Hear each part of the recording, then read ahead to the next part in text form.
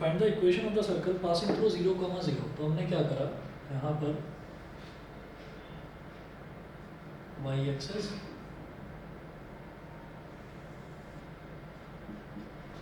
x access,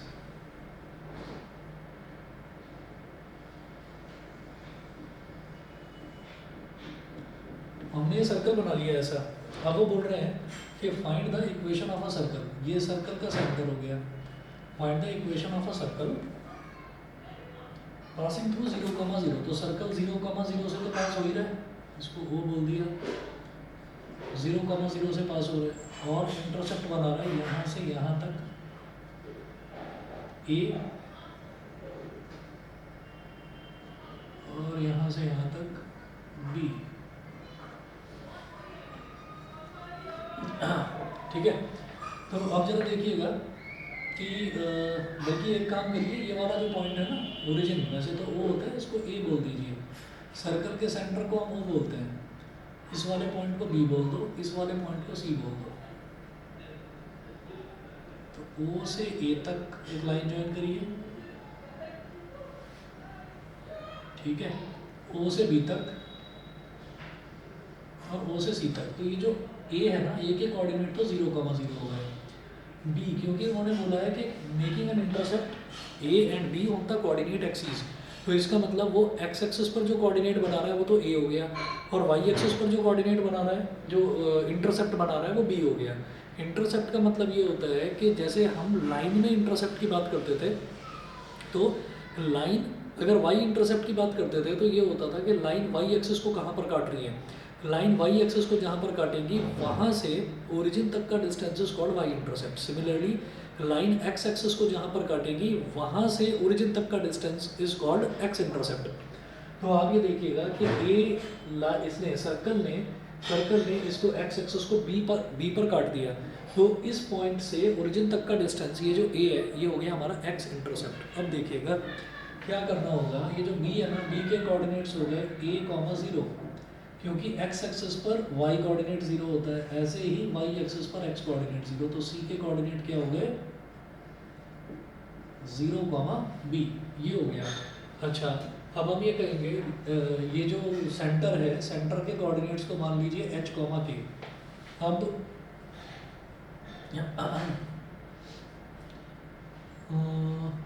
late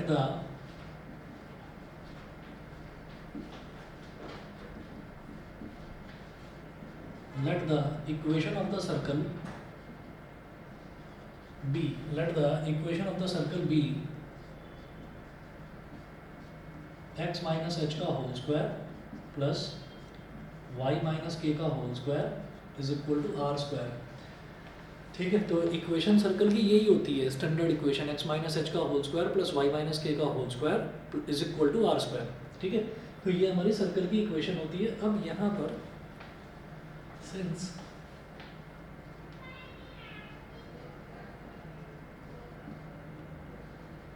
this circle passes through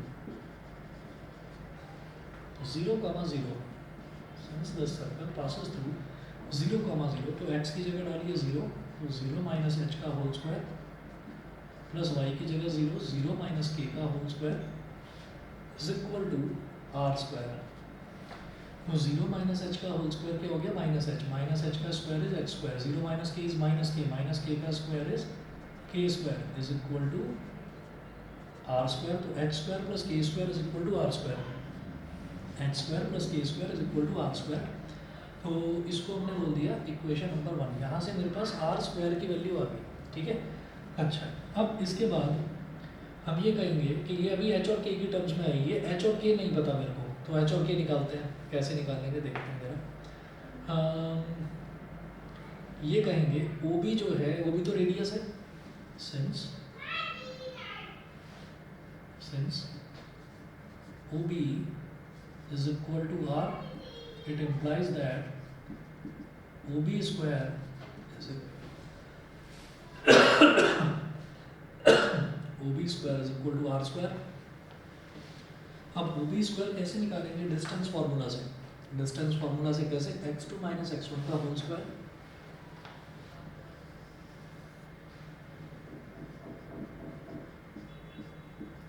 x2 minus x1 क्या हो गया, a minus h का whole square plus y2 minus y1 यानी कि 0 minus k का whole square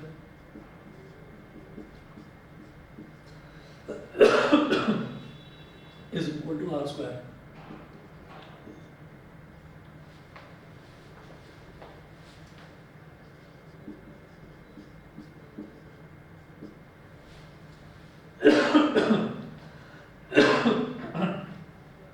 a minus h का whole square, इधर minus k बचा, माइनस k का होल स्क्वायर भी k स्क्वायर ही होगा, is equal to are square. ठीक है, इतना आ गया हमारे पास, ये डिस्टेंस फार्मूला से निकालना है। ये बताइए ये चीज़ समझ में आ गई आपको, x2 माइनस x1 का whole square plus y2 minus y1 का whole square is equal to, ये रेडियस ही तो है r, बोलो क्लियर है? Yes sir. ठीक है, यस सर। ठीक है। उसके बाद देखिएगा, फिर मैं ये कहूँगा कि ये हो गया a माइनस h का होल स्क्वायर प्लस ये जो k स्क्वायर है, के स्क्वायर को चलिए के स्क्वायर लिखा रहने दो, आर स्क्वायर की जगह लिख देंगे एच स्क्वायर प्लस के स्क्वायर। तो के स्क्वायर को के स्क्वायर ही रहने दो और आर स्क्वायर की जगह लिख देंगे एच स्क्वायर प्लस के स्क्वायर। रीजन में लिख देंगे फ्रॉम इक्वेशन 1। अब इधर के स्क्वायर से के स्क्वायर कट गया, ए माइनस एच का होल स्क्वायर क्या होगा, a square plus h square minus 2 is equal to h square. तो एच स्क्वायर से एच स्क्वायर निकल गया। अब हमें निकालना है एच, तो 2ah is equal to a square. तो ए इज अ कांस्टेंट, तो ए से ए कैंसिल आउट हो गया, तो एच की वैल्यू क्या आ गई, a/2। एच की वैल्यू आ गई स्मॉल a/2। एक तो ये आ गई एच की value. Similarly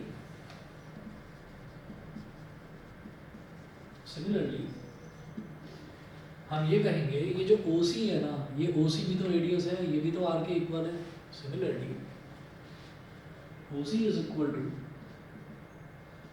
small r, OC भी स्मॉल r के इक्वल है, और OC क्या हो जाएगा, वही x2 माइनस x1 का होल स्क्वायर। तो 0 माइनस h का होल स्क्वायर, बल्कि पहले स्क्वायर करिए इसका, OC square is equal to r square हो जाएगा।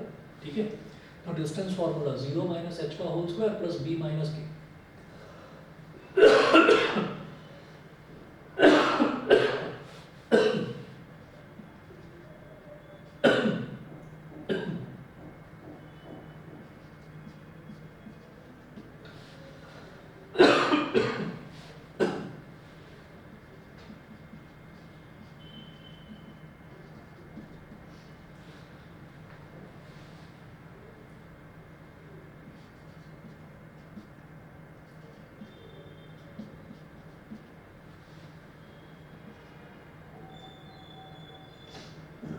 बी स्क्वायर प्लस के square minus 2bk is equal to, ये जो आर स्क्वायर है, इस आर स्क्वायर की वैल्यू हम लिख सकते हैं एच स्क्वायर प्लस के स्क्वायर।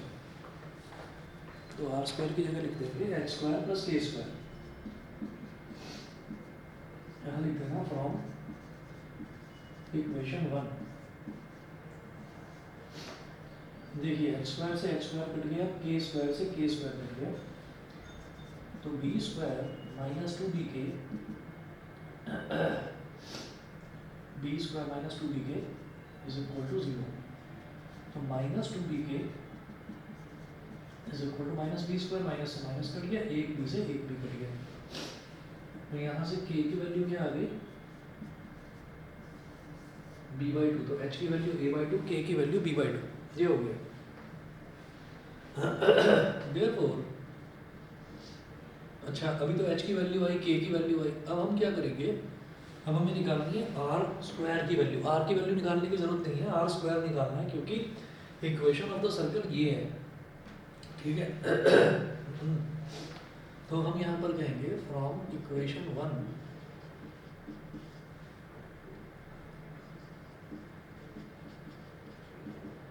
एच स्क्वायर प्लस के square is equal to are square.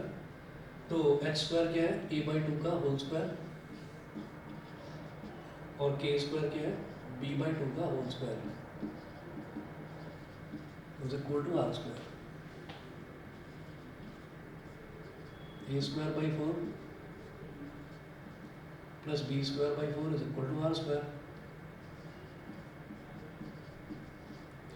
तो a square plus b square by 4 is equal to are square, ये हो गया।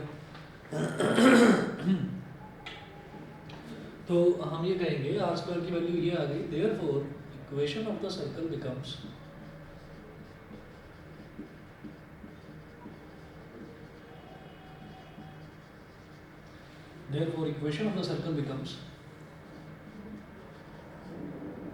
x माइनस एच का होल स्क्वायर, तो x माइनस एच की value डाली है a/2, x माइनस a/2 का whole square plus y minus k कितना है b/2 is equal to are square कितना है a स्क्वायर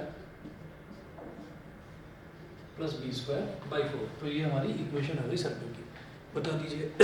सभी को क्लियर है? Yes sir. ठीक है, चलिए ठीक है। इसके बाद देखिएगा कि क्वेश्चन नंबर 14 है, find the equation of a circle with centre 2, 2 and passes through the point 4, 5। तो सेंटर 2, 2 हमें पता ही है and it passes through the point 4, 5। तो अगर मैं 4, 5 और 2, 2 ये इस तरीके से हो गया,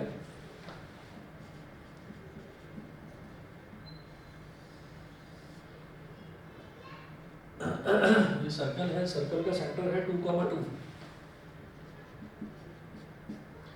और सर्कल पास कर रहा है किस पॉइंट से, 4, 5 से। तो आप ये देखिए, एक तो सेंटर चाहिए होता है मेरे को h और k, सर्कल की स्टैंडर्ड इक्वेशन ये है, तो एक तो h और k चाहिए होता है, तो h हो गया 2 और k हो गया 2। दूसरा मुझे r चाहिए होता है, r। तो r कैसे निकलेगा, आपने 2, 2 और 4, 5 को ज्वाइन कर दिया, तो आप यहाँ पर डिस्टेंस फार्मूला से r स्क्वायर निकाल सकते हो डायरेक्टली। इसलिए 14 को छोड़ रहा हूँ, 14 अपने आप कर लेना। क्वेश्चन नंबर 15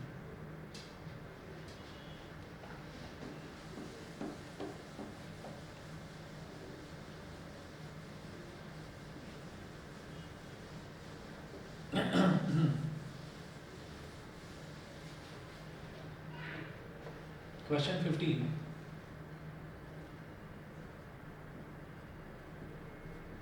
15 में देखिएगा, इन्होंने 2 पॉइंट्स दे रखे हैं। Does the point -2.5, 3.5 lie inside, outside और on the circle x² + y² = 25। तो इन्होंने 2 पॉइंट दे रखे हैं, माइनस का 2.5, 3.5। वो कह रहे हैं कि वो जो सर्कल दे रखा है आपको, वो सर्कल के अंदर लाई करता है, सर्कल के ऊपर लाई करता है, यानी कि सर्कल के सर्कमफ्रेंस पर लाई करता है, या सर्कल के बाहर लाई करता है। देखिए क्या करना है, गिवन सर्कल या given equation of circle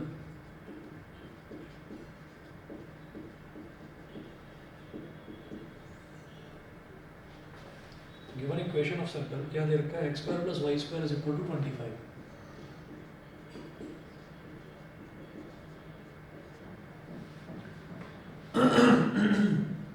Let us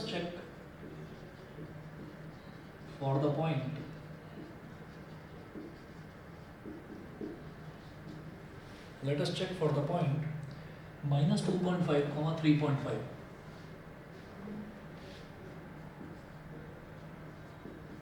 -2.5, 3.5। तो देखते हैं जरा LHS -2.5 का square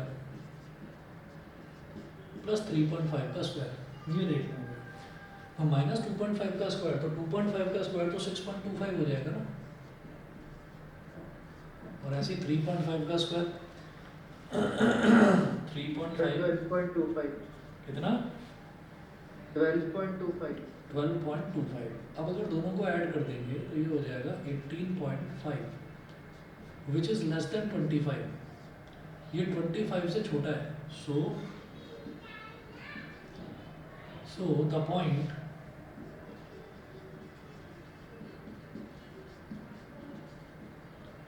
-2.5, 3.5 lies inside the circle. -2.5, 3.5 lies inside the circle, ये है। ठीक है, अगर मान लीजिए यही वाला जो पॉइंट है, ये जो वैल्यू जैसे 18.5 है, मान लो ये 25 के इक्वल आती, तो मैं ये कह देता कि ये सर्कल पर ही लाई कर रहा है। और अगर मान लीजिए ये वैल्यू 25 से ज़्यादा आ जाती, तो मैं कहता ये सर्कल के बाहर लाई कर रहा है। यहाँ तक क्लियर है सभी को? Yes sir. चलिए जी, अगला टॉपिक स्टार्ट करते हैं फिर पैराबोला।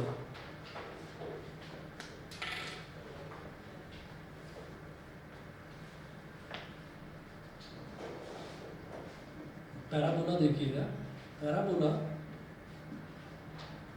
ये ऐसी कर्व्ड शेप की फिगर होती है, इसको पैराबोला बोल देते हैं, ठीक है। अब लिखिएगा पैराबोला is of 4 types.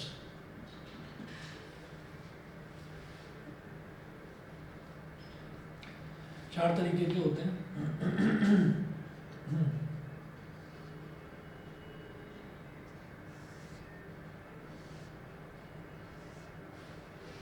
एक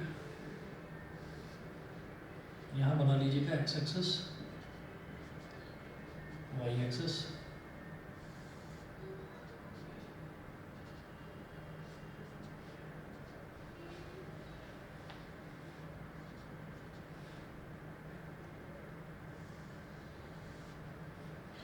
दो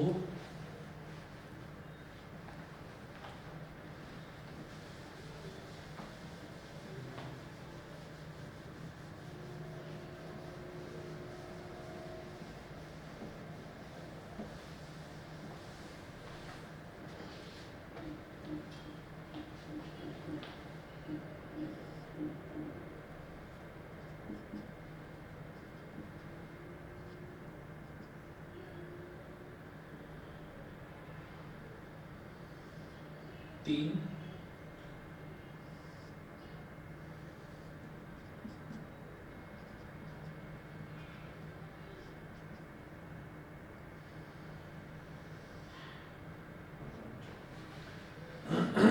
और चार। तो पैराबोला जो है वो चार टाइप के होते हैं। तो आप इसमें देखिए, ये वाला जो पहला वाला पैराबोला है, इस पैराबोला को, इसकी इक्वेशन को हम बोल देते हैं Y square is equal to 4ax। इसकी इक्वेशन होती है Y square is equal to -4ax। इसकी इक्वेशन होती है X square is equal to 4ay, और इसकी इक्वेशन होती है X square is equal to -4ay। X square is equal to -4ay। तो अब देखिएगा कि ये हमारे पास चार तरीके के पैराबोला हो गए। अब क्या करना है हमको कि इसमें क्या करेंगे, देखिएगा जरा।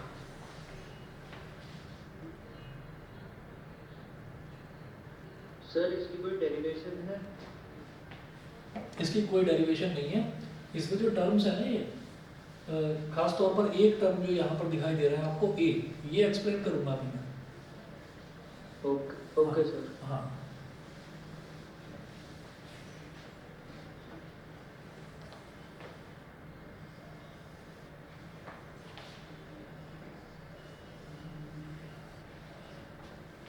तो देखिए ऐसा होता है कि जैसे मान लीजिए हम इस पैराबोला की बात करें, इस वाले पैराबोला की, तो जैसे हम सर्कल की बात कर रहे थे ना, तो सर्कल में ये होता है, सर्कल में एक सेंट्रल पॉइंट ऐसा होता है कि वहाँ से सर्कल के सारे पॉइंट्स जो हैं वो इक्वी डिस्टेंट होते हैं, मतलब इक्वल डिस्टेंस पर होते हैं। इक्वल डिस्टेंस का मतलब क्या हो गया, सेम डिस्टेंस। तो हम ये कहेंगे कि वो पॉइंट कौन सा होता है, वो पॉइंट होता है सर्कल का सेंटर। तो आप ये देखिएगा कि इस तरीके से होता है, जैसे ये सर्कल हो गया और ये हो गया सर्कल का सेंटर। तो यहाँ से आप ये डिस्टेंस निकालो, ये भी आर आएगा, ये डिस्टेंस निकालो, ये भी आर आएगा, ये डिस्टेंस निकालो, ये भी आर, ये डिस्टेंस, ये भी आर, सारे डिस्टेंसेस जो है वो आर आर आएंगे। अच्छा, अब मान लीजिए हम इस पैराबोला की बात कर रहे हैं। अब इस पैराबोला में हमने कहा क्या पैराबोला में भी ऐसा कोई पॉइंट है, तो हम ये कहते हैं हाँ जी, पैराबोला में भी एक पॉइंट होता है, उसको बोल देते हैं उसका फोकस एफ, और इसके कोऑर्डिनेट्स होते हैं a,0, ठीक है। तो ये a क्या है, ये a पैराबोला की इक्वेशन में से निकाल लिया जाएगा। a मतलब 4 और x के साथ में जो टर्म मल्टीप्लाई हो रही है उसको ये बोल देते हैं। अब एक चीज़ होती है कि भाई a से गुजरने वाली एक स्ट्रेट लाइन, यानी कि फोकस से गुजरने वाली जो एक स्ट्रेट लाइन होती है, उसको हम बोल देते हैं latus, LATUS, latus rectum, latus rectum ये बोल देते हैं। अब जितना डिस्टेंस ये है, ये ओरिजिन है, ओरिजिन से यहाँ तक का जितना डिस्टेंस है उतना ही डिस्टेंस अगर मैं पीछे ले लूँ, मतलब यहाँ से यहाँ तक वाला क्या हो गया A,0, अगर पीछे ले लिया उतना ही डिस्टेंस, तो वो डिस्टेंस कितना हो जाएगा, A होगा वो भी, लेकिन उसके कोऑर्डिनेट क्या हो जाएंगे -A,0। तो y एक्सिस के पैरेलल अगर कोई लाइन होती है, y एक्सिस के पैरेलल अगर कोई लाइन होती है तो उसकी इक्वेशन बनती है x = समथिंग। तो वो x कितना है, जब x यहाँ से ओरिजिन से यहाँ तक का a है तो यहाँ से यहाँ तक x कितना होगा -a। तो ये एक इक्वेशन बना दी और इस पर लिख दिया x = -a। तो पैराबोला के ठीक पीछे की साइड में फोकस वाले डिस्टेंस पर एक जो स्ट्रेट लाइन बनती है उस स्ट्रेट लाइन को बोलते हैं डायरेक्ट्रिक्स। दोबारा बोल रहा हूँ, पैराबोला के ठीक पीछे वाली साइड पर, जहाँ पर पैराबोला ओपन है, ठीक है, उसके ठीक पीछे वाली साइड पर अगर हम फोकस जितना डिस्टेंस ही ले लें और एक स्ट्रेट लाइन बना दें तो उस स्ट्रेट लाइन को हम बोल देते हैं डायरेक्ट्रिक्स। तो देखिएगा यहाँ पर ये जो स्ट्रेट लाइन है इसको डायरेक्ट्रिक्स बोलेंगे और इस डायरेक्ट्रिक्स को क्या कहा जाएगा, x = -a। सेम कहानी यहाँ पर है, यहाँ पर फोकस ये पैराबोला जो है, पैराबोला इस तरफ को ओपन है, लेफ्ट की तरफ ओपन है, तो यहाँ पर जो इसका फोकस है उसका कोऑर्डिनेट होगा -a,0, ठीक है, -a,0। यहाँ पर इस तरह से जो लाइन खींचेगी उसको बोलेंगे लेटस रेक्टम। और अगर मैं पैराबोला के पीछे की साइड एक स्ट्रेट लाइन ऐसे ड्रॉ कर लूँ, इस तरह से मैंने एक स्ट्रेट लाइन ड्रॉ कर ली, तो इसको हम बोलेंगे डायरेक्ट्रिक्स और इसकी इक्वेशन क्या होगी, x = -a। y एक्सिस के पैरेलल अगर कोई लाइन होती है तो उसकी इक्वेशन होती है x = something, x = something. Something मतलब क्या, उतना डिस्टेंस, जितनी डिस्टेंस वो पीछे है या जितनी डिस्टेंस वो आगे है। तो आगे देखिए ये y एक्सिस के पैरेलल है लाइन और कहाँ पर है, राइट साइड में है। कितना डिस्टेंस, जितना डिस्टेंस पर फोकस है, फोकस है a डिस्टेंस पर, तो ये भी a डिस्टेंस पर आगे की तरफ होगी। तो इसको क्या बोल देंगे, x = a, equation of directrix. इस केस में x = a। सिमिलरली यहाँ की बात करें तो यहाँ पर फोकस हमारा, क्योंकि अपवर्ड पैराबोला है, तो बेटा यहाँ पर फोकस क्या हो जाएगा, इधर। तो y एक्सिस पर x की वैल्यू 0 होती है तो फोकस के कोऑर्डिनेट्स यहाँ हो गए 0, a। सिमिलरली यहाँ पर फोकस के कोऑर्डिनेट्स हो गए 0, -a। इसी तरीके से ये a डिस्टेंस ऊपर की तरफ है तो ये तो हो गया इसका लेटस रेक्टम, फोकस से गुजरने वाली स्ट्रेट पैरेलल लाइन, और उतने ही डिस्टेंस पर पीछे जो है वो बन जाती है डायरेक्ट्रिक्स।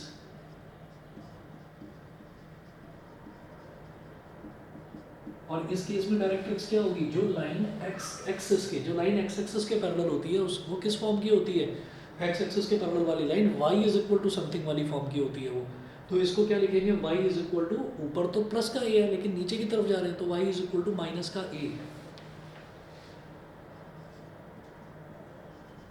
= -a। सिमिलरली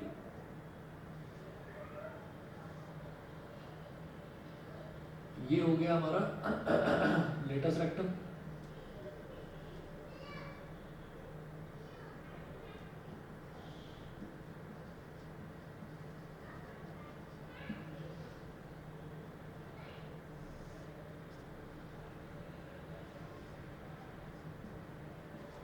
तो इसको क्या बोलेंगे, ये नीचे की तरफ थी अब ये ऊपर की तरफ है तो इसको क्या बोलेंगे,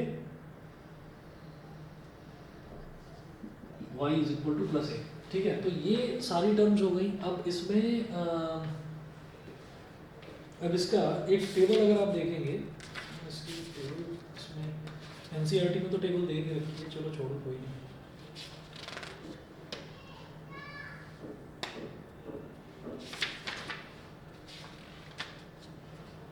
अच्छा, length of latus rectum is always, length of latus rectum, ये हर केस में भाई चारों तरीके के पैराबोलास के हर एक के केस में लेंथ ऑफ लेटस रेक्टम हम लेते हैं 4a, 4 × a ये होता है। इसके बाद देखिएगा आगे क्या करना है, एग्जांपल्स इसके स्टार्ट करते हैं। तो हमारे पास यही सारी चीज़ें हैं, या तो हमसे फोकस के कोऑर्डिनेट्स पूछ लिए जाएंगे, वो हम देखेंगे कि हमको पैराबोला कौन सा दे रखा है। अच्छा, पैराबोला जो है, पैराबोला का आपको डायग्राम नहीं दे रखा होगा, आपको पैराबोला की इक्वेशन दे रखी होगी। इक्वेशन से आपको अंदाज़ा लगाना है कि कौन से टाइप का पैराबोला है।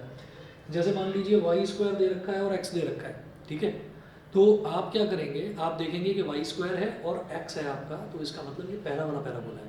Y square is equal to something minus into something into X, ऐसा दे रखा है। तो आप ये समझ जाएंगे कि फिर ये वाला पैराबोला है।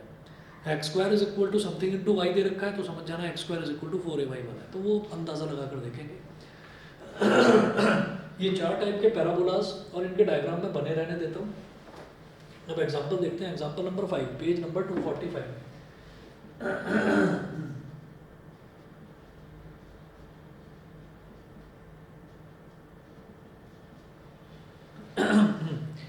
तो एग्जांपल नंबर 5 जो है, एग्जांपल नंबर 5 में देखिएगा क्या है कि यहाँ पर वो बोल रहे हैं find the coordinates of the focus axis comma the equation of the directrix and latest rectum of the parabola y square is equal to 8x। ठीक है, y square is equal to 8x।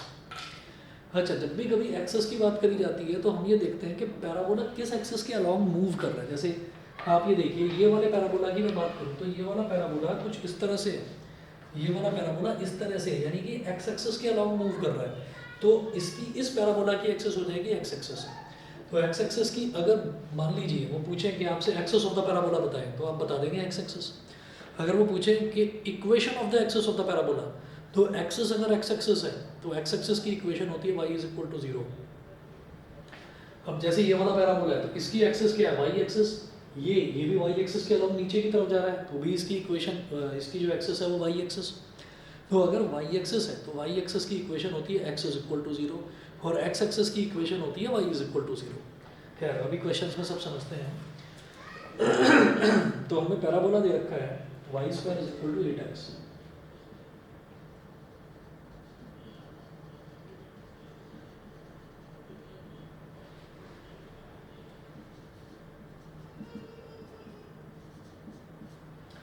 तो given parabola is y square is equal to 8x।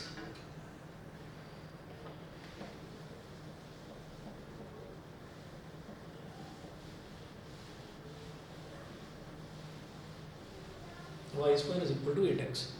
अभी क्या करना है कि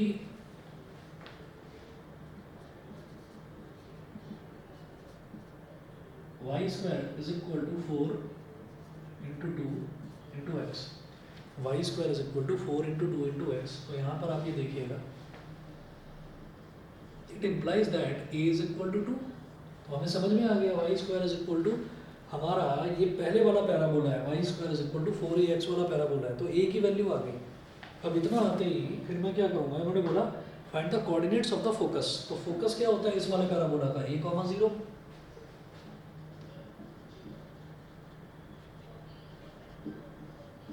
a, 0 मतलब ये क्या हो गया 2, 0। उसके बाद ये बोल रहे हैं कि क्या पूछ रहे हैं, एक्सेस बतानी है आपको। तो axis of this parabola X axis. इसी तरह से अगला क्या पूछ रहे हैं, एक्सेस के बाद बोल रहे हैं इक्वेशन ऑफ डायरेक्ट्रिक्स।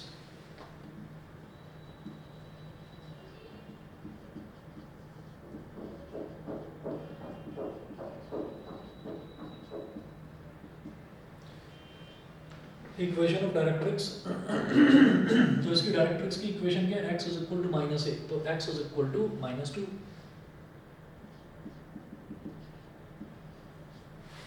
उसके बाद अगला क्या पूछा है इन्होंने, and latest rectum of the parabola. तो लेटेस्ट रेक्टम की इक्वेशन नहीं होती, लेटेस्ट रेक्टम की लेंथ होती है सिर्फ। तो length of latest rectum LR is equal to, हर केस में वो 4a ही होगी। 4 इंटू 2 कितना हो गया, 8 हो गया। बताइए, क्लियर। सीधे सीधे यही क्वेश्चन हैं इसमें कि आपको पैराबोला आइडेंटिफाई करना है। पैराबोला आइडेंटिफाई करने के बाद में फिर जो चीज़ आपसे पूछी जाए वो चीज़ सीधा सीधा निकाल दीजिए। एग्जाम्पल नंबर 6 देखिए, find the equation of the parabola अब देखिएगा, अब यहाँ पर हमसे कह रहे हैं find the equation of the parabola. Example number 6 में इक्वेशन पूछ रहे हैं सीधा, with focus 2,0 and directrix x is equal to -2। तो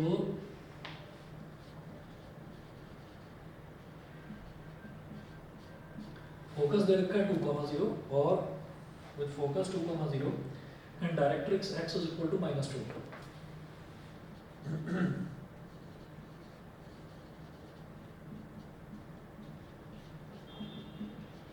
हम इससे फोकस 2,0 से ही हमें समझ में आ गया कि हमारा जो पैराबोला है वो कौन से वाला बनने वाला है। देखो ये है, इसकी फोकस होता है a,0, इसका फोकस होता है -a,0, इसका फोकस होता है 0,a, इसका होता है 0,-a। तो मुझे a,0 से ही समझ में आ गया कि ये हमारा पहले वाला पैराबोला है।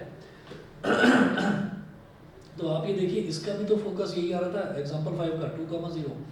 इक्वेशन ऑफ डायरेक्ट्रिक्स इसकी भी तो यही आ रही थी, x is equal to -2। Therefore equation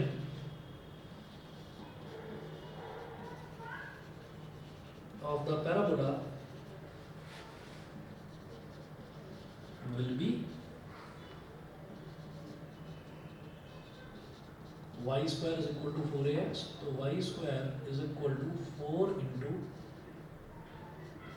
2 into x. तो y square is equal to 8x. y square is equal to 8x। बताइए, क्लियर? Yes sir. ठीक है। एग्जाम्पल नंबर इसी तरीके से एग्जाम्पल नंबर 7 देखेंगे। एग्जाम्पल नंबर 7 में पूछ रहे हैं find the equation of the parabola with vertex at 0, 0 and focus at 0,2। मेरे को एक पैराबोला की इक्वेशन बतानी है जिसका वर्टेक्स है 0, 0 पर।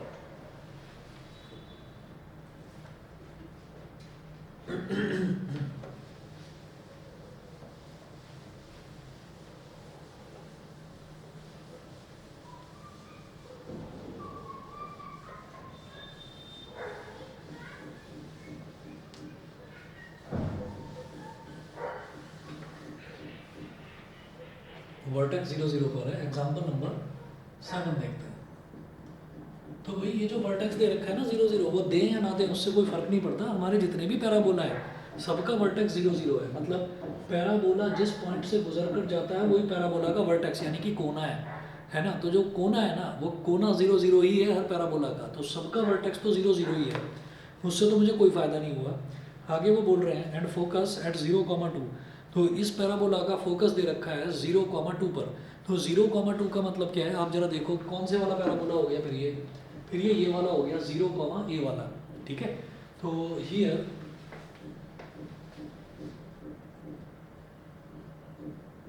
focus is 0,2, it implies that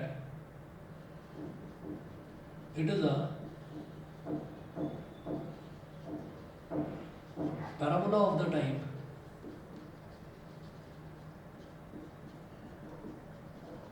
x square is equal to 4ay. It is a parabola of the type x square is equal to 4ay where a is equal to 2. So x square is equal to 4 into 2 into y. X square is equal to 8y. Example 8 देखिएगा। 8 में है find the equation of the parabola which is symmetric. Find the equation of the parabola which is symmetric about the Y axis and passes through the point 2, -3। मुझे एक parabola की equation बतानी है which is symmetric about the Y axis. Symmetric about Y axis, आप ये देखिएगा ये वाला जो पैराबोला है, ये वाला पैराबोला, ये वाई एक्सिस में इस तरफ भी ऐसा है और इस तरफ भी ऐसा है, तो दोनों तरफ सिमेट्रिक है। ये भी वाई एक्सिस के अबाउट सिमेट्रिक है। लेकिन अगर पहले और दूसरे पैराबोला की बात करें तो ये एक्स एक्सिस के अबाउट सिमेट्रिक है। तो एग्जाम्पल 8 में ये बोल रहे हैं find the equation of the parabola which is symmetric about the Y axis and passes through the point 2, -3। वो पैराबोला 2, -3 से गुजरता है और it is symmetric about the Y axis.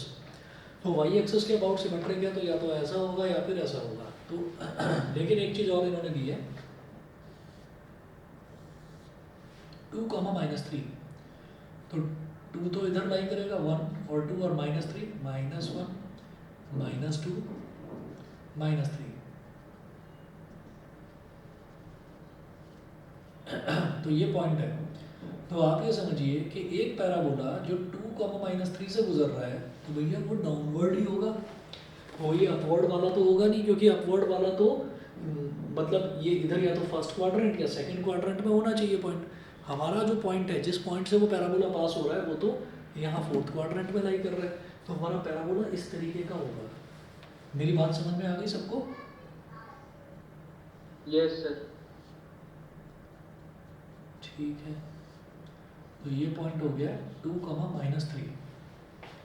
तो आप यहाँ पर लिखेंगे, मैं इसको इस तरफ कर रहा हूँ आगे नीचे, पैराबोला के डायग्राम्स मिटा नहीं रहा हूँ, यहाँ लिखा हूँ।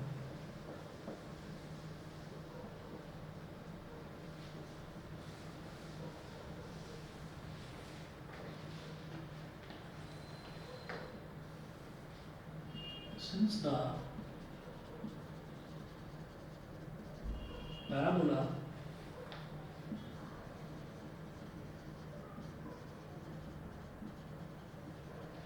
the parabola passes through 2, -3,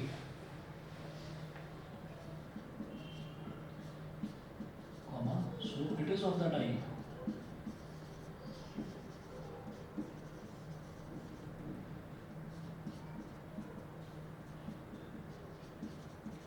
type x square is equal to -4ay।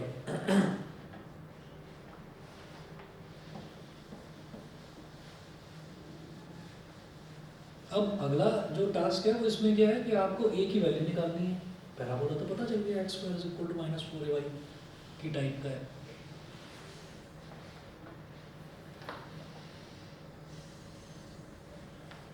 लिखिएगा, since it passes through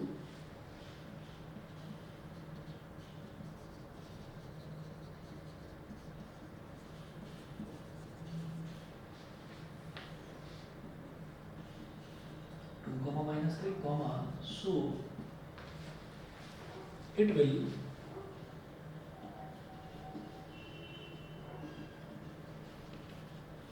satisfy the parabola's equation।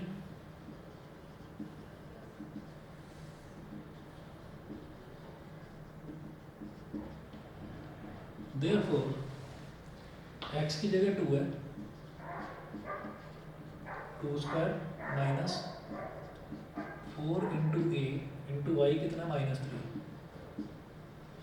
तो 2 का square is 4, -4 into -3 is 12,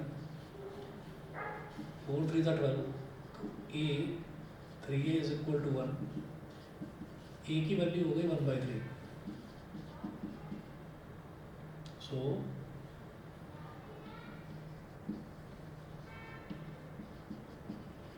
equation of parabola will be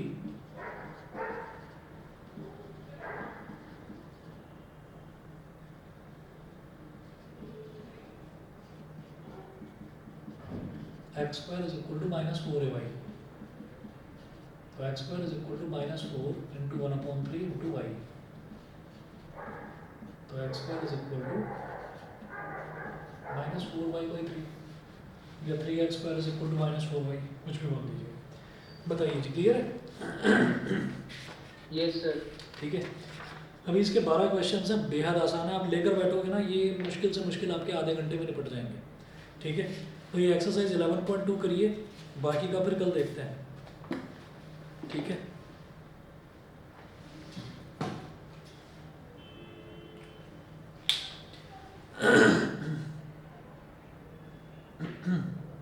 सभी को क्लियर है ना यहाँ तक इतना? Yes, sir. Yes, sir. चलिए ठीक है।